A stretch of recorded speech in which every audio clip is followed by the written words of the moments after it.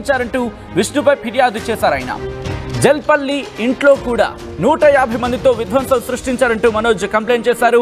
తన ఇంట్లో చోరీ అయిన కారు విష్ణు ఆఫీస్లో ఉంది అంటూ కూడా కంప్లైంట్లో పేర్కొన్నారు. ఇక విలువైన వస్తువులను ధ్వంసం చేశారంటూ ఆ కంప్లైంట్ కాపీలో పేర్కొనడం జరిగింది. మంచు మనోజ్ దానికి సంబంధించిన బిగ్ బ్రేకింగ్ న్యూస్ చూస్తున్నారు. ఇటు మంచు ఫ్యామిలీలో ఆ వివాదం మరోసారి మళ్ళీ రోడ్డెక్కిందా అంటే అవుననే మాట వినిపిస్తోంది. ఎందుకంటే తన ఇంట్లో చోరైన కారు విష్ణుకి సంబంధించి ఆఫీస్లో దొరికిందంటే ఆయన కంప్లైంట్ ఇచ్చినట్టుగా తెలుస్తోంది. దీంతో పాటు మరికొన్ని అంశాలను ఆయన కంప్లైంట్ కాపీలో పేర్కొనడం జరిగింది. ఇంతకీ ఇంకా ఎటువంటి అంశాలను ఆయన కంప్లైంట్లో పేర్కొన్నారు, దాంతోపాటు ఇప్పుడు ఇష్యూ ఏంటి? ఎందుకంటే గతంలో కూడా అనేక అంశాలను ఆయన ప్రస్తావించిన పరిస్థితి ఉంది.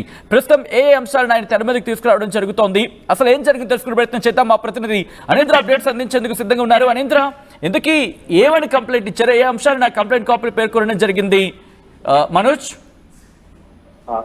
సచిన్, గత కొన్నాళ్లుగా మంచు ఫ్యామిలీలో వివాదాలు కొనసాగుతున్న సంగతి తెలిసిందే.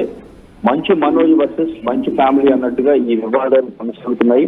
మోహన్ బాబు విష్ణు ఆస్తి గొడవలు అంటుంటే మనోజ్ మాత్రం కాలేజీకి సంబంధించిన గొడవలు అంటున్నాడు. ఇప్పటికే ఈ ఫ్యామిలీ వివాదం పోలీస్ స్టేషన్ కలెక్టరేట్ వరకు వెళ్ళింది. ఒకరిపై ఒకరు దాడులు చేయించారని కూడా ఆరోపణలు వచ్చాయి. తాజాగా మరోసారి పోలీస్ స్టేషన్ కి వెళ్ళాడు మనోజ్. అయితే నార్సింగ్ పోలీస్ స్టేషన్ లో మంచు విష్ణుపై ఫిర్యాదు చేశాడు. తన ఇంట్లో లేనప్పుడు తన కారుతో పాటు తన వస్తువులను దొంగలించాడని మంచు మనోజ్ విష్ణు పైన ఫిర్యాదు చేయడం జరిగింది. అలాగే జల్బల్లో ఉన్న ఇంట్లో 150 మందితో చొరబడి విధ్వంసం చేశారని కూడా ఆయన ఫిర్యాదులో పేర్కొనడం జరిగింది. అలాగే తన ఇంట్లో ఉన్నటువంటి విలువైన వస్తువులతో పాటు కారును కూడా ఎత్తుకెళ్లారు. ఇంటి నుంచి చోరీ అయిన కారు విష్ణు ఆఫీస్ లో ఉందని కూడా దాన్ని చెప్పడం జరిగింది. ఇంట్లోకి గోడలు దూకి వచ్చి కారులను ఎత్తుకెళ్లారని చెప్పేసి వస్తువులన్నీ కూడా పగలగొట్టి విధ్వంసం చేశారు. నా కూతురు బర్త్డే కోసం నేను రాజస్థాన్ వెళ్ళాను. నా సోదరుడు నా ఇల్లు మొత్తం కూడా ధ్వంసం చేశాడు. నా ఇంట్లో జరుగుతున్న పరిణామాలపై మా నాన్న మోహన్ బాబుతో మాట్లాడేందుకు ప్రయత్నించాను, కానీ ఆయన అందుబాటులోకి రాలేదు. అందుకే నాకు న్యాయం చేయమని పోలీసులు కలిసి విజ్ఞప్తి చేశానని చెప్పేసి ఆయన మనోజ్ చెప్పడం జరిగింది. అసలు ఈ మనోజ్ ఫిర్యాదుపై మంచి విష్ణు స్పందిస్తాడా లేదా అనేది చూడాలి. ఇప్పటికే వివాదం తారాస్థాయికి చేరిందని చెప్పేసి మనం ఇంతకు ముందు చూసాం. గత కొద్ది రోజులుగా కొంచెం సర్దుమణిగింది అనుకుంటున్న సమయంలో మళ్ళీ ఇటువంటి పరిణామం జరగడం అనేది మంచు ఫ్యామిలీ మధ్య ఇంకా వివాదం కొనసాగుతూనే ఉందని చెప్పేసి అనుకోవడానికి మళ్ళీ ఇది మనకి ఒక ఎగ్జాంపుల్ గా అనిపిస్తూ ఉంది. సో ఇప్పుడు విష్ణు దీని మీద స్పందించారా, నిజంగానే ఆ కార్ ఆయన చోరీ చేశారా, ఇంట్లోకి 150 మంది ఒక అంశాన్ని ఇక్కడ మాట్లాడడం జరిగింది. అంటే తన ఇంట్లో చోరీ అయిన కారు విష్ణు ఆఫీస్ లో ఉంది అంటూ కూడా ఇటు కంప్లైంట్ కాపీలో పేర్కొన్న నేపథ్యంలో ఎలా ముందుకు వెళ్ళే అవకాశం కనిపిస్తోంది? అట్ ద సేమ్ టైం పోలీసులు ఇటు విష్ణుకి నోటీస్ ఇవ్వడమో లేకపోతే విష్ణుకి సంబంధించి కన్ఫర్మేషన్ తీసుకునే అవకాశం కనిపిస్తోందా?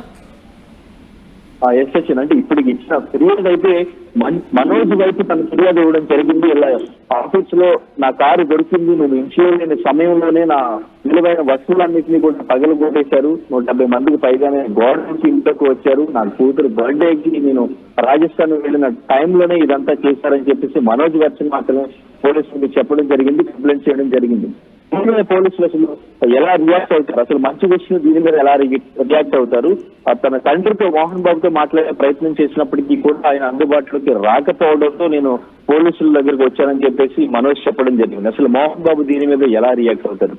ఎందుకంటే ఇప్పుడు వీళ్ళంతా కూడా కన్నప్ప మూవీ ప్రమోషన్స్ లో చాలా బిజీగా ఉన్న టైం ఇది.